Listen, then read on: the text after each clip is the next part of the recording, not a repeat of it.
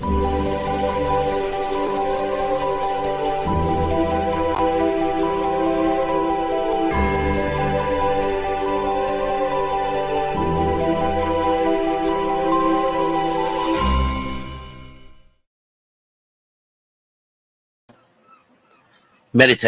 for Every Day of the Year by Bishop Richard Challoner.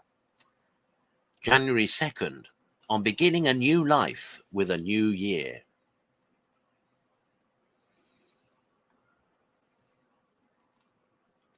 Consider first, how many years of your life are now past and gone?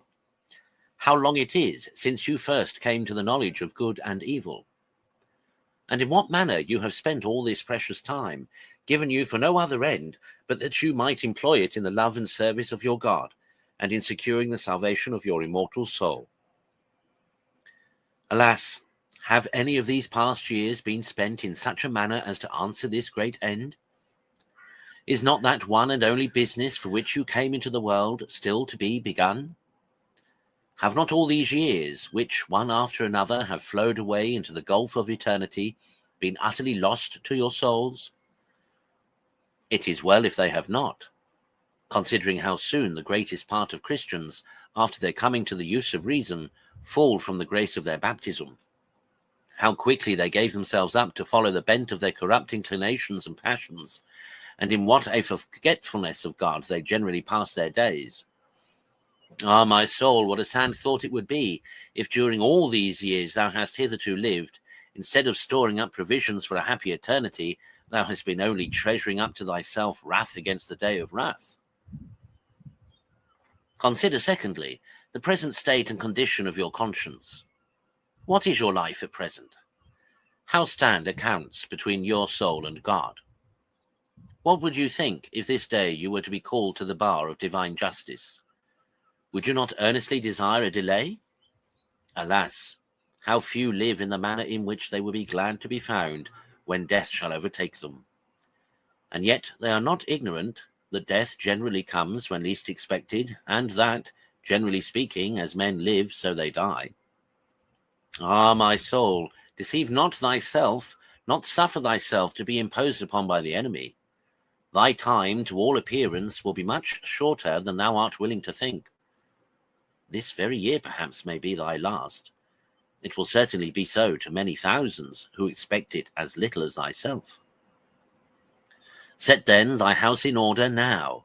Begin this very day to rectify the whole state of thy interior, and live henceforward as thou desirest to die. There cannot be so great a security where eternity is at stake.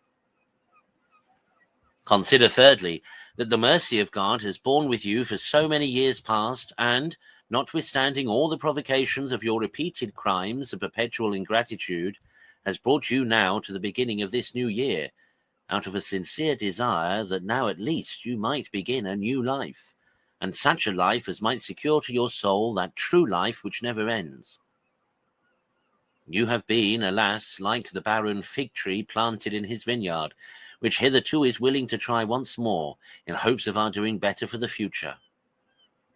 But oh, take care to disappoint him no more by refusing him the fruits he expects of a thorough amendment of life, lest he pass an irrevocable sentence, for the barren tree to be cut down and cast into the fire.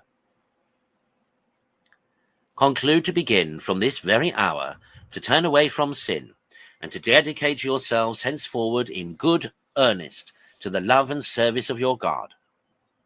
Alas, how few Christians seem to be truly in earnest in this greatest of all concerns, where their all is at stake for eternity.